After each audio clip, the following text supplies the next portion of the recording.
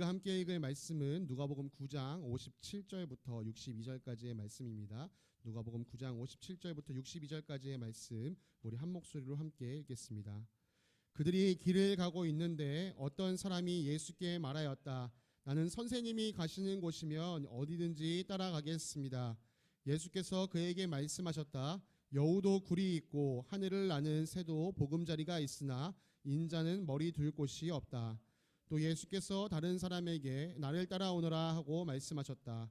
그러나 그 사람이 말하였다. 주님, 내가 먼저 가서 아버지의 장례를 치르도록 허락하여 주십시오. 그러나 예수께서는 그에게 말씀하셨다. 죽은 사람들을 장사하는 일은 죽은 사람들에게 맡겨두고 너는 가서 하나님 나라를 전파하여라. 또 다른 사람이 말하였다. 주님, 내가 주님을 따라가겠습니다. 그러나 먼저 집안 식구들에게 작별 인사를 하게 해주십시오. 예수께서 그에게 말씀하셨다. 누구든지 손에 쟁기를 잡고 뒤를 돌아보는 사람은 하나님 나라에 합당하지 않다. 아멘. 자리에 앉으시겠습니다. 샬롬. 주님의 평강이 사랑하는 성도님들의 삶에 가득하시기를 간절히 기도합니다. 참 지난 주일까지만 하더라도 좀 날씨가 쌀쌀하다. 3월인데 아직도 좀 쌀쌀하다라는 생각을 했었는데요. 이번 주에는 날씨가 많이 풀린 것 같습니다. 그러고 보니까 어느새 이 3월도 중반을 향해 달려가고 있습니다. 올해 우리가 정기 사무 처리를 통해서 나눴던 것처럼 계획했던 일 중에 하나가요. 바로 이 전교인 성경 공부입니다. 그래서 오늘 예배를 마치고 곧바로 이어서 그 첫 시간을 가질 예정입니다. 칼럼에 기록한 것처럼 그 이름을 세바시, 세계관을 바르게 하는 시간이라고 정했는데요. 이 시간을 통해서 우리가 하나님 앞으로 한 걸음 더 나아가는 겨자씨 교인들 되기를 간절히 소망합니다. 오늘 우리가 읽은 본문은요, 오늘 사실 우리가 묵상해야 하는 성경 말씀입니다. 여러분, 새롭게 바뀐 묵상집은요, 주일에도 묵상할 말씀이 있습니다. 이 매일 성경은 주일에도 우리가 묵상해야 될 본문을 배정하고 있습니다. 제가 지난 칼럼에 사실 한번 말씀을 드렸어요. 여러분들 새로운 묵상집으로 바뀌면 주일에도 개인 묵상을 하셔야 합니다. 만약 그렇게 주일날 묵상 안 하시면 내가 분명 일주일 내내 묵상하고 있는 것 같은데 뭔가 빈틈이 있을 겁니다. 그래서 여러분들 주일에도 묵상을 꼭 하셔야 합니다. 되도록이면은 제가 이제 뭐 한 주간의 말씀을 좀 살펴보면서 하겠지만 되도록이면 이 주일 묵상해야 될 본문을 가지고 또 설교를 나누고자도 합니다. 그러나 정말 주중에 읽었던 말씀 중에 우리가 꼭 되짚어봐야 될 말씀이 있다면 그 말씀을 우리가 함께 나눌 예정이니까요. 또 주일에 묵상해야 될 것이 있다라는 것들을 여러분들이 꼭 기억하셨으면 좋겠습니다. 특별히 오늘 우리가 함께 나누는 이 본문 말씀이요, 우리에게 왜 성경 공부가 필요한지를 좀 알려주는 본문 중에 하나이기도 합니다. 사실 이 본문을 딱 읽는 순간 뭔가 하고 부딪히는 부분들이 있을 거예요. 이런 것들에서 우리가 오해하지 않으려면 왜 예수님께서 이런 말씀을 하셨구나, 그런 것들을 우리가 배워나가야 합니다. 그 전에 혹시 지난주 우리 설교 제목 혹은 내용을 기억하시는 분 있으실까요? 맞습니다. 제자에 대한 거였는데 제목이 드라마를 제가 카피를 했었습니다. 네, 슬기로운 제자 생활이라는 제목으로 함께 말씀을 나눴습니다. 슬기로운 제자는 누구냐? 예수님의 말씀을 듣고 그 말씀대로 행하는 사람. 그래서 반석 위에 집을 짓는 것과 같은 사람이 슬기로운 사람, 슬기로운 제자다라고 얘기했습니다. 그럼 우리가 듣고 따라야 할 예수님 말씀이 무엇이냐? 그것을 알려주는 게 오늘 본문 말씀입니다. 오늘 이야기는 예수님과 제자들이 길을 가고 있는 중에 일어났습니다. 예수님께서 어디로 가고 계셨을까요? 누가복음 앞 내용을 살펴보면 알 수 있습니다. 51절에 보니까요, 예수께서 하늘에 올라가실 날이 다 되었다라고 여기시고 예루살렘으로 가시기를 마음을 굳히셨습니다. 이제 내가 예루살렘에 가서 십자가를 질 때가 되었구나. 그래서 예수님이 이 사마리아 마을을 통과하셔서 지금 그 길 위에서 예루살렘으로 가는 그 길 위에 서 계십니다. 여러분, 그래서 오늘 우리가 이 말씀을 읽을 때는요, 이걸 이해해요. 지금 예수님은 끝을 바라보며 가시는구나. 그러니까 왔다 갔다, 이번에 이 길 갔다가 또다시 이 길 다시 돌아갈 거야. 이게 아니라 나는 지금 끝을 향해 나아가고 있다라는 결단의 마음이 있다는 것을 여러분 이해하셔야 합니다. 그 길에서 예수님의 끝을 바라보며 결단하며 나아가는 그 길 위에서 어떤 사람이 예수님께 말했습니다. 나는 선생님이 가시는 곳이면 어디든지 따라가겠습니다. 너무 감명 깊은 얘기예요. 누군가 저한테 와서 목사님, 저는 목사님이 가시는 길이라면 어디든지 따라가겠습니다 하면 마음이 얼마나 든든하고 뿌듯할까요? 그래, 저도 당신과 함께 끝까지 가고 싶습니다. 그 사람 손을 꽉 붙잡아주고 싶을 것 같아요. 그런데 예수님께서 이 사람에게 이렇게 말씀하십니다.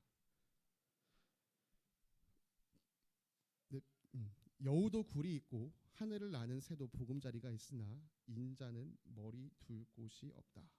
여기서 인자라는 표현은 예수님 자신을 이야기하는 말입니다. 쉽게 표현하면 이겁니다. 짐승들도 쉴 곳이 있는데 나는 쉴 곳조차 없으다. 내가 가는 이 길은 쉴 곳이 있는 길이 아니다. 여러분, 누가복음을 꾸준히 읽어오셨다면은 이 지금까지의 스토리를 한번 잘 생각해 보셔야 합니다. 지금까지 읽었던 누가복음의 이야기를 살펴보면요, 예수님께서 하나님의 말씀을 능력 있게 가르치셨습니다. 권위 있게 가르치셨어요. 와, 지금까지는 들어보지 못한 정말 신선하고 새로운 말씀이다. 막 사람들이 놀랐습니다. 그뿐인가요? 예수님께서 병을 낫게 하는 기적을 일으키시고 또 귀신을 내쫓는 기적도 일으키셨습니다. 심지어 수천 명이 작은 걸 가지고 함께 배부르게 나눠 먹는 기적도 일어났어요. 예수님은 이제 명실상부 능력의 사나이, 기적의 사나이로 알려져 있었습니다. 여러분, 이렇게 유명한 사람이 가는 곳에는 사람들이 늘 따라다니며 그 사람을 이렇게 시켜 세우고 또 보살펴주는 일들이 있어요. 여러분, 만약에 다른 지역에 있는 유명한 부흥 강사 목사님이 우리 교회에 방문한다? 그럼 여러분, 교회가 어떤 준비를 합니까? 토요일 날 그분이 모실 숙소를 좋은 호텔에 잡아놓고 목사님 이 호텔에서 주무시죠? 그리고 그분에게 저녁 식사 근사하게 대접하고 아침도 든든하게 대접하고 호텔에서 교회까지 오는 차를 쫙 영접해서 모시고 옵니다. 이 사람도요, 유명해진 예수님이 앞으로 이런 대우를 받겠거니라는 생각을 했던 것 같아요. 여러분, 예수님은 그러나 모든 사람의 속마음을 아십니다. 이 사람이 다가와서 예수님께 얘기했습니다. 선생님, 이 사람에게 예수님은요, 주님이 아직 아니었어요. 선생님이었어요. 여러분, 이 당시 1세기 유대 지역에서는요, 자신이 가르침을 받고자 하는 선생님, 곧 랍비를 정하여 놓고 그 랍비와 함께 동거동락하면서 함께 삶을 살면서 그분 옆에서 배웠던 일들이 있었습니다. 슈퍼스타가 된 예수님 옆에서 내가 이 사람을 선생님으로 모시고 살아간다면, 야, 이 선생님이 앞으로 누리게 될 그 희한한 호황찬란한 삶, 그 옆에 있으면 나도 좀 뭔가 콩고물이 좀 떨어지겠지, 이런 마음으로 예수님을 찾아온 것이죠. 근데 예수님께서 그에게 말씀하세요. 너 나랑 같이 다니면 뭐 고급진 곳에서 멋있는 삶을 살 것 같지? 아니야. 내가 가는 지금 이 길은 쉴 곳이 있는 길이 아니야. 그 길을 가시던 중에 이번에는 예수님께서요, 다른 사람을 부르셨어요. 방금 전에는 어떤 사람이 먼저 와서 선생님, 제가 선생님 따라가겠습니다 했는데 이번에는 예수님께서 먼저 말씀하셨어요. 나를 따라오너라. 그런데 이 사람의 태도가요, 뜨뜻미지근합니다. 예수님께 이렇게 말해요. 주님, 그래도 이 사람은 지금 주님이라고 부르고 있습니다. 주님, 제가 먼저 가서 아버지 장례를 치르게 해주십시오. 보니까 지금 이 사람의 아버지가 지금 세상을 떠난 것 같아요. 장례를 치러야 하는 것 같습니다. 그렇죠? 아버지의 장례를 치르는 거는 뭐 동서고금을 막론하고 자녀가 해야 할 마땅한 도리 아니겠습니까? 최근에 우리 성경 통독을 하시면서 레위기 읽었던 분들 한번 기억해 보세요. 레위기 보면요, 이스라엘 사람들에게는 주검, 곧 시신을 가까이 하는 일을 부정한 일로 여깁니다. 그래서 주검에 가까이 한 사람은 또 며칠간의 정결하는 시간을 가져야 돼요. 특별히 하나님 앞에 구별된 일을 하는 제사장들은요, 함부로 주검에 가까이 갈 수가 없습니다. 그런 제사장들에게도 허락되는 일이 있으니 그게 누구예요? 직계 가족이 죽었을 때는 그 주검에 가는 게 허락이 돼요. 그만큼 아버지의 장례를 치르는 건 아까 말씀드린 것처럼 동서고금을 막론하고, 그래서 자녀된 사람에게는 중요한 일입니다. 만약에 제가 예수님이었다면, 제가 주님, 제가 아버지 장례를 치르고 따라가겠습니다. 그래. 아버지 돌아가셨구나. 참 안 됐다. 참 그래. 빨리 가서 그 장례 치르고 와야지. 제가 이렇게 말하고 보내줬을 것 같아요. 그런데 예수님께서는 그에게 이런 말씀을 던지십니다. 죽은 사람들을 장사하는 일은 죽은 사람들에게 맡겨두고 너는 가서 하나님 나라를 전파하여라. 이 말씀을 그냥 딱 들으면요, 사실 어떤 마음이 생겨요? 야, 이런 무슨 불효막심한 일을 저지르라는 말인가? 예수님 이게 도대체 무슨 말입니까? 아니 불효막심한 것을 떠나서 좀 뭔가 또 어감이 좀 공격적이라는 생각도 들어요. 죽은 사람들의 장사하는 일을 죽은 사람들에게 맡겨둬라.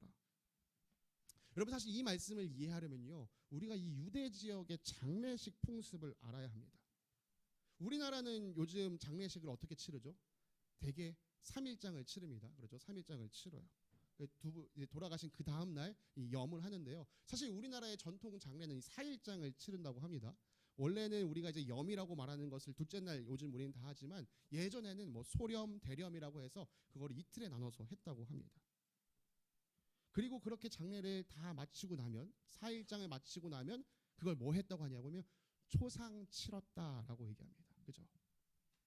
여러분 3년상이라는 얘기를 한번 들어보셨을 거예요. 이 3년상이 뭐냐면 이게 초상 치르고 나서 우리나라는 이제 유교 문화권에 있었기 때문에 이 조상들에게 대한 제사 드리는 것을 중요시 여겼는데 초상을 치르고 나서 1년이 지나서 드리는 제사 요거를 이제 소상이라고 하고 그 다음 1년이 지나서 지내는 제사를 대상이라고 부릅니다. 이게 그래서 초상, 소상, 대상을 다 치르면 3년상을 치렀다라고 말하는 게 우리나라의 장례 문화였어요. 참 그 긴 장례 문화를 가지고 있는 것이죠.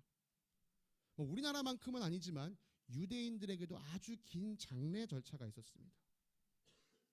여러분 죽은 나사로가 부활했던 그 장면을 한번 상상해 보시겠습니까? 죽은 나사로가 부활할 때 어떻게 했어요? 그 무덤에 있는 큰 돌을 옮기고 나사로야 나오너라 하니까 빙빙 천에 감긴 나사로가 이렇게 나왔었습니다. 네, 유대인들은요 당시에 죽었을 때 사람을 어떻게 처리했느냐?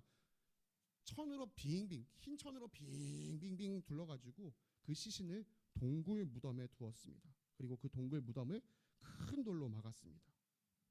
그렇게 1년 동안 이 시신이 다 부패해서 뼈만 남도록 만들었어요. 그리고 그렇게 1년이 지나서 뼈만 남았을 때에 다시 동굴 문을 열고 그 뼈를 모아서 항아리에 담았습니다. 그리고 그 동굴 어딘가에 넣었어요. 그렇게 이 동굴은 사실은 가족 묘로서 활용이 됐던 거예요. 그러니까 1년 동안 이렇게 천에 쌓여있던 시신이 다 부패하고 나면 1년 뒤에 그 뼈를 다 모아서 다시 동굴 어딘가에 보관하는 것. 그래서 이스라엘의 장례는요 1년 정도가 걸렸다라고 합니다. 그러니까 지금 이 사람이 아버지 장례를 치르고 오겠습니다라고 말하는 건 우리가 생각하는 상식 기준에서는 뭐 2, 3일이면 되는 거 아니야? 라고 생각할 수 있지만 이 당시 문화를 생각하면 제가 1년 뒤에나 따를 수 있겠습니다라고 말하는 것과 마찬가지입니다. 그런데 지금 예수님이 가고 있는 길이 어떤 길이라고요? 끝을 향해 가고 있는 길입니다. 1년이란 시간을 기다려줄 수가 없어요. 그렇기 때문에 예수님께서 말씀하십니다. 죽은 사람을 장사하는 일은 죽은 사람들에게 맡겨두고 너는 가서 하나님 나라를 전파하여라. 여러분 이 말을 이해하려면 죽은 사람을 장사하는 일을 죽은 사람에게 맡겨두라는 말을 이해하려면요 아까 말씀드렸던 이 유대인의 장례 절차를 잘 생각해야 돼요. 사실 저도 오랫동안 이 말씀을 이 뒤에 있는 죽은 사람들에게 맡겨둬라. 이 죽은 사람들이 영적으로 죽은 사람들이다라고 생각하고 이해하고 해석해 왔었습니다. 그런데 사실 그걸 그렇게 해석하면요 사실 전체적인 누가복음의 맥락과는 조금 맞지 않습니다. 그런데 이걸 유대인들의 장례 절차를 생각해 보면 이해가 돼요. 죽어있는 사람의 시체의 뼈를 수거해야 그 다음 사람이 죽을 자리가 또 생기겠죠. 이 절차를 생각했을 때 그 시신의 뼈를 거두는 그 일을 거기다 맡겨둬라. 네가 거기까지 굳이 관여하지 말고 그 일은 거기에 맡겨둬라 라고 이해할 수 있습니다. 절대 예수님께서 불효막심한 얘기를 한 거나 혹은 공격적인 얘기를 한 것이 아니죠. 예수님은 말씀하시는 거예요.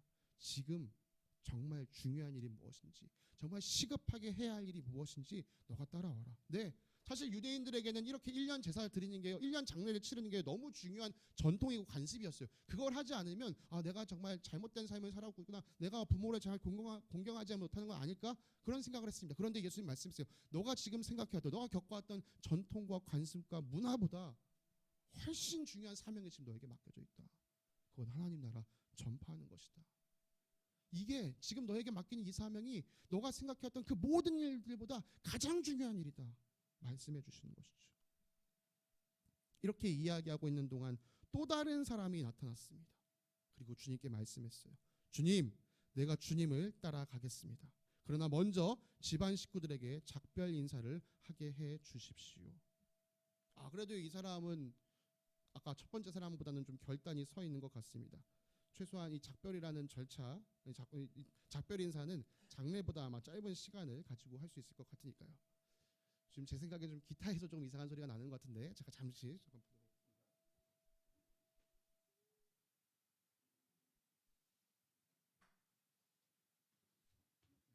저만 느끼는 게 아니었군요. 좀 많은 분들이 도대체 이게 어디서 나는 소리인가, 하늘의 소리인가 뭐 그렇게 둘러둘러 보시길래 저도 기타에서 나는 소리구나 싶어서 제가 잠시 처리를 했습니다.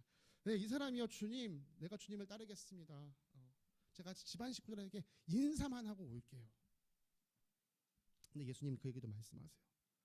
누구든지 손에 쟁기를 잡고 뒤를 돌아보는 사람은 하나님 나라에 합당하지 않다. 아니 도대체 뭐 인사할 시간도 주지 않고. 근데요, 사실 예수님 계속해서 이 단호한 제자도를 말씀하십니다. 뒤에도 보면요, 앞으로 내일 우리가 읽은 말씀인데 72명의 사람을 전도를 내보내십니다. 근데 그 사람들에게 뭐라고 말씀하시냐? 너네가 전도하러 나가는 길에 인사도 하지 마라. 이게 그러니까 뭐 불친절하게 퉁명스럽게 대하라 이게 아니라, 너가 지금 전도하러 나가는 길이 매우 시급한 길이니까 아는 사람 만났다고 해서 김아무개 씨 잘 지냈어요? 야, 내가 지금 전도하고 다니라고 얼마나 힘든지 모르죠? 야, 이게 진짜 보통 일이 아니더라고요. 이렇게 인사 나눌 틈도 없다. 지금 하나님 나라를 전하는 일은 너무 시급한 일이다. 이것을 말씀해 주고 계시는 것입니다. 자, 여러분, 오늘 예수님께서 세 사람에게 하신 말씀을 한번 모아서 보겠습니다. 여우도 굴이 있고 하늘을 나는 새도 보금자리가 있으나 인자는 머리를 곳이 없다. 죽은 사람들을 장사하는 일은 죽은 사람들에게 맡겨두고 너는 가서 하나님 나라를 전파하여라. 누구든지 손에 쟁기를 잡고 뒤를 돌아보는 사람은 하나님 나라에 합당하지 않다. 여러분이 슬기로운 제자 생활을 하기를 원하신다면 이 예수님의 말씀을 깊이 생각하시기 바랍니다. 첫째, 제자의 삶은 세상이 말하는 안락한 삶과 거리가 멉니다. 둘째, 예수님을 따르는 길은 내 생각, 가치와 전통과 관습보다 더 중요하게 여겨지는 일이며 가장 우선순위가 되는 일입니다. 셋째, 예수님을 따르는 일은 매우 시급한 일이며 그 어떤 이유로도 뒤돌아 설 수 없습니다. 여러분, 이런 삶을 살아가겠다라고 다짐하고 작정하는 게 슬기로운 제자의 삶입니다. 여러분, 근데 이런 이야기를 들으시면 어떠시죠? 와, 그런 게 제자의 삶이라고? 특히 이제 막 신앙생활을 좀 해볼까 생각하시는 분들에게는요, 이게 정말 너무 높아 보이는 장애물처럼 보일 수 있습니다. 이게 너무 막막해 보이고 높은 장애물처럼 여겨주시는 분들께 질문 드리겠습니다. 그렇다면 왜 이 막막하고 높은 장애물에도 불구하고 어떤 사람들은 예수 그리스도의 제자로 사는 것을 마다하지 않을까요?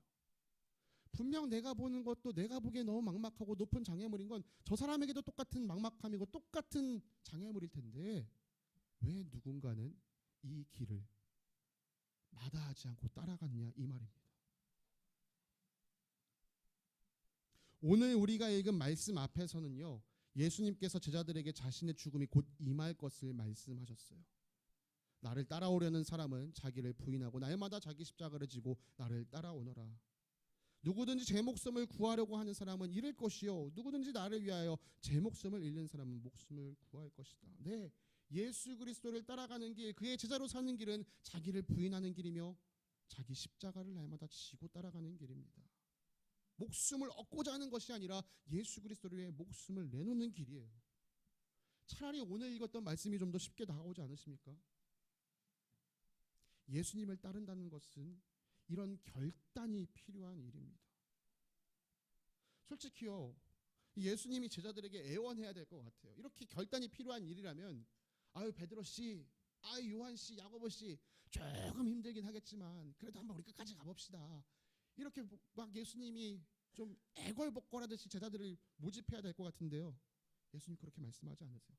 달달하게 말씀하지 않으세요. 단호하게 말씀하십니다. 어떻게 예수님은 이렇게 힘든 길을 따라오라고 말씀하시면서 이렇게 단호하게 말씀하실 수 있을까요? 이 질문에 답을 하기 위해서 우리가 알아야 하는 한 가지가 있습니다. 제가 계속해서 몇 번의 묵상을 통해 나눴던 거예요.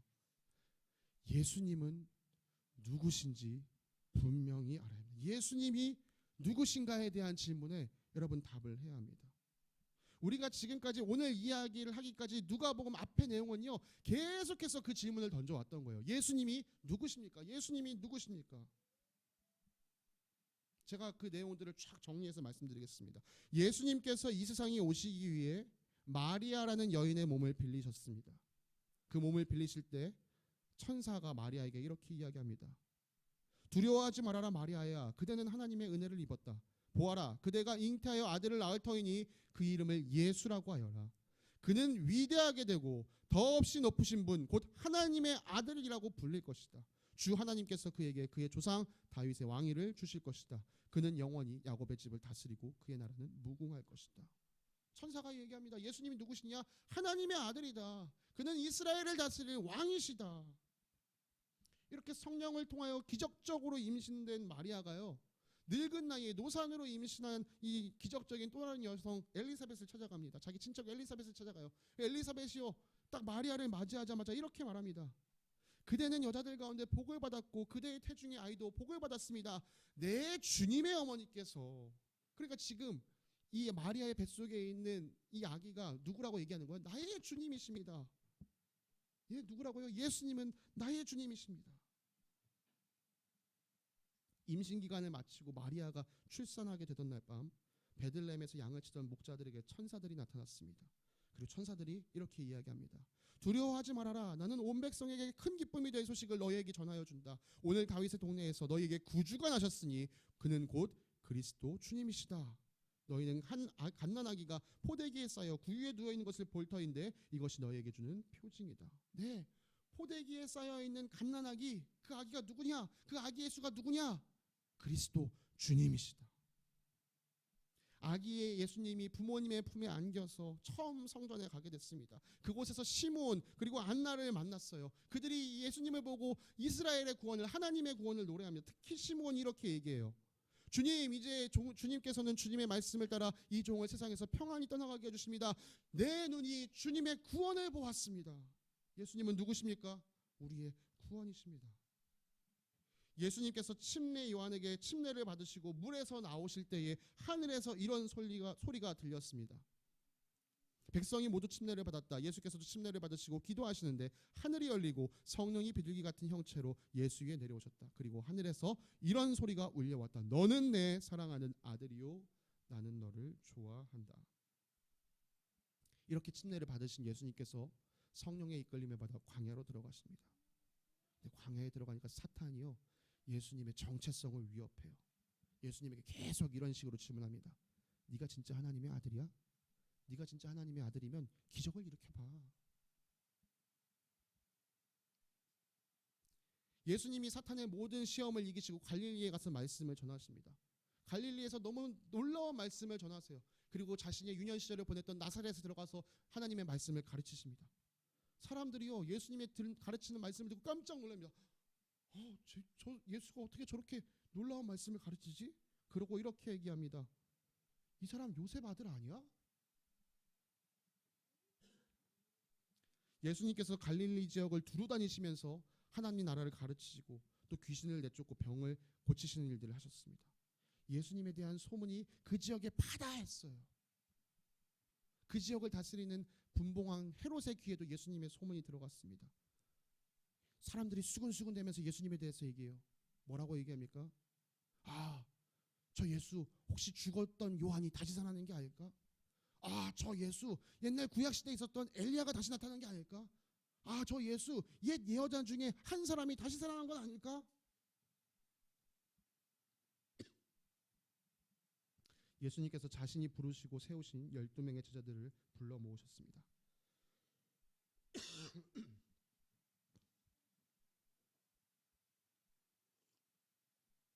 그리고 그들에게 물으셨습니다. 사람들이 나를 누구라고 하느냐? 제자들이 대답했죠. 예수님을 향해 침례 요한이라고도 하고요, 엘리야라고도 하고요, 예언자 가운데 한 사람이 살아났다고 말합니다. 예수님께서 다시 물으셨어요. 죄송합니다.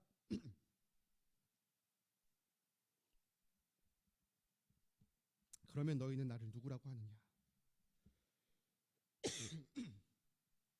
베드로가 모든 제자들을 대표해서 이렇게 말했습니다. 하나님의 그리스도이십니다.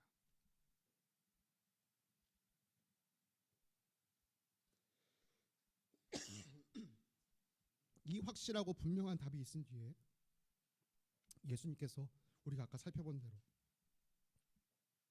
나를 따르려거든 자기를 부인하고 자기 십자가를 지고 따르라고 말씀하신 것입니다.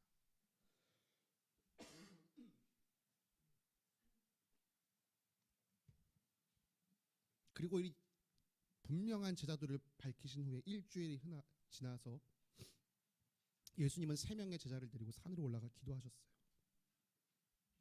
그때 예수님은 열심히 기도하셨지만 이 세 제자는 잠들어 버렸습니다.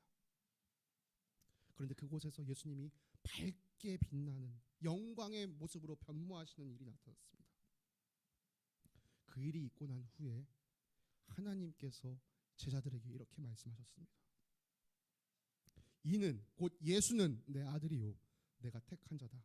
너는 그의 말을 들어라. 여러분, 하나님으로부터 제자들에게 이 분명한 말씀, 예수님이 누구신가에 대한 분명한 말씀이 선포된 이후에 오늘 우리가 읽고 있는 말씀이 등장하는 것입니다.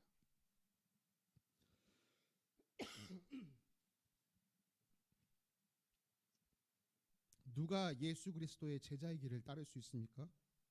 예수님이 누구신지 분명히 아는 사람만이 그 길을 따를 수 있습니다. 예수님이 하나님의 아들이시며 예수님이 그리스도 곧 우리의 구원자이심을 아는 사람만이 예수님의 제자의 삶을 따라갈 수 있습니다.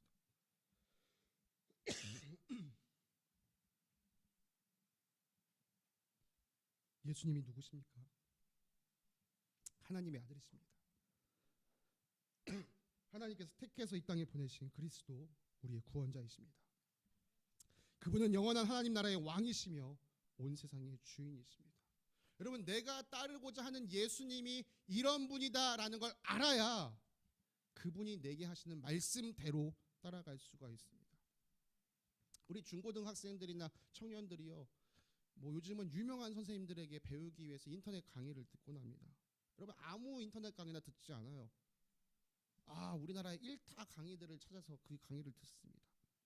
이 사람들이 내주는 과제양, 학습 방법이요, 어떨 때 보면 너무 혹독합니다. 그런데 학생들이 이 선생님들이 하는 말을 따라요. 왜요? 이 선생님이 최고라는 걸 믿거든요. 이 선생님이 말한 대로 하면 우리가 잘 될 수 있다라고 생각하기 때문이죠. 어영부영 교회만 다니는 썬데이 크리스천이 아니라 진짜 예수님의 제자가 되기 원하신다면 예수님이 누구신지부터 정확히 알아야 합니다. 만약 내가 예수 제자답지 못하게 살고 있다, 여러분, 그건 다른 것의 문제가 아니에요. 사실 내가 예수님이 누구신지 정확히 모르기 때문에 그렇습니다. 아니, 내가 무슨 교회를 10년, 20년 다녔는데 아직 예수님을 모른다고요? 네, 안타깝지만 그것이 현실입니다. 예수님을 잘 몰라요. 왜 예수님을 모를까요? 여러분, 우리가 누군가를 잘 알려면 어떻게 해야 합니까? 그 사람과 많은 시간을 보내야 돼요. 그 사람과 많은 대화를 나눠야 합니다. 예수님도 마찬가지예요. 예수님을 더 깊이 알기 원하신다면 여러분, 예수님과 많은 시간을 보내셔야 돼요. 예수님을 더 자주 만나셔야 합니다. 아니, 지금 예수님이 21세기에 대한민국에 안 계신데 어떻게 예수님을 만납니까? 예수님 만나도록 우리에게 이 책을 주셨잖아요.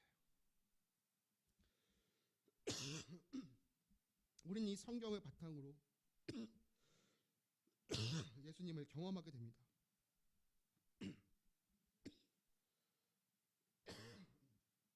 죄송합니다. 오늘 계속해서 목이 좀 많이 잠기는데요. 여러분, 그런데 우리 한번 솔직하게 우리의 삶을 한번 돌아보기 원합니다. 우리 정말 얼마나 이 말씀 가까이 하고 살았습니까? 솔직히 제 자신을 돌아봐도 너무 부끄럽습니다. 제가 한 40년, 이제 어머니 품속에서부터 어머니 손 붙잡고 오늘 이날까지 약 40년을 교회 생활을 하고 있는데, 돌이켜보면 내가 정말 이 말씀을 가까이 한 시간은 채 10년도 되지 않습니다. 물론 어렸을 때 부모님 덕분에 부모님 계속 말씀 테이프도 틀어주시고 읽어주신 덕분에 말씀을 가까이 하는 시절이 있었죠. 그러나 좀 머리가 컸다고 생각하는 시간부터 한동안 이 말씀을 가까이 하지 않았어요. 성경은 그저 교회 예배 가면 그때 잠깐 펴보는 책이었지 내 일상에는 아무런 상관이 없는 책이었습니다. 성경을 그렇게 가까이 하지 않으면요, 예수님에 대한 바른 소리를 들을 수 없습니다. 오히려 예수님에 대한 거짓 소리, 거짓 이야기가 난무하는 이 세상 속에서 우리는 다른 이야기를 듣습니다. 아, 예수님? 뭐 그분 대단하긴 하지만 뭐 그분이 구원자라고? 아, 그냥 뭐 4대 성인, 세계 4대 성인 중에 한 사람 아닐까? 예수님? 뭐 그냥 1세기 그 중동 이스라엘에 살았던 그 요셉 아들 아니야? 심지어 사탄이 우리 마음속에 계속 공격합니다. 예수가 진짜 하나님의 아들일까?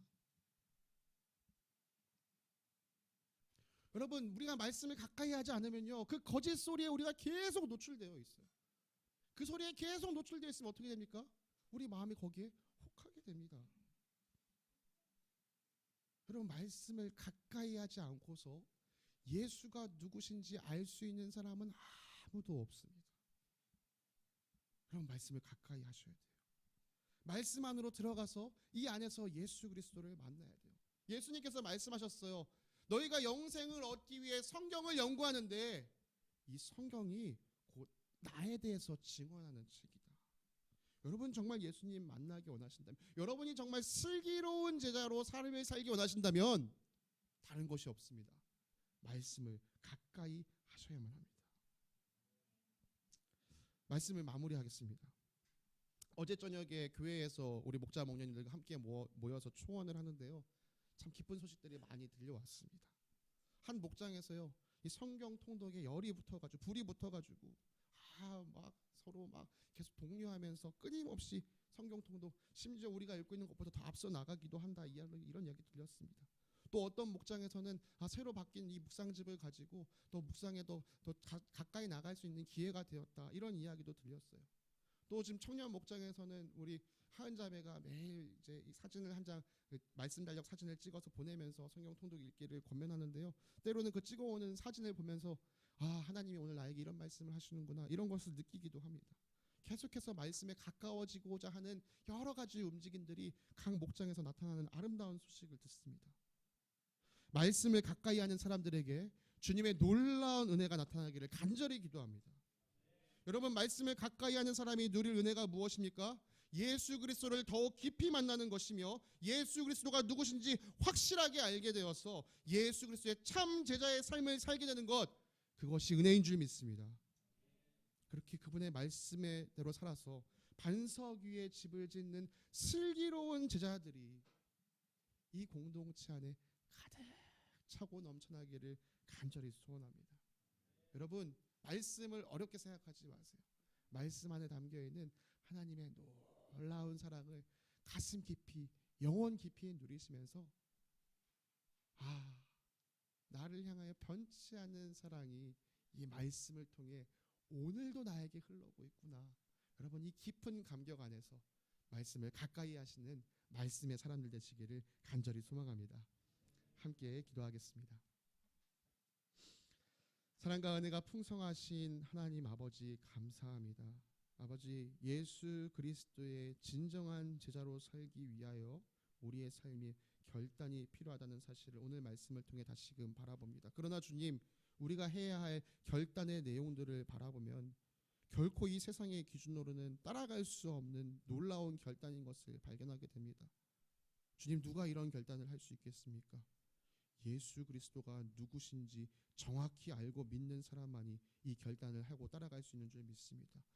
예수 그리스도는 하나님이시며 예수 그리스도는 우리의 구원자 되시며 예수 그리스도는 온 세상의 주인이시라는 사실을 온전히 믿는 저희들 되게 하여 주시옵시고, 이 사실 하나하나를 하나님의 말씀 안에서 발견하며 살아가는 저희들 되게 하여 주시옵소서.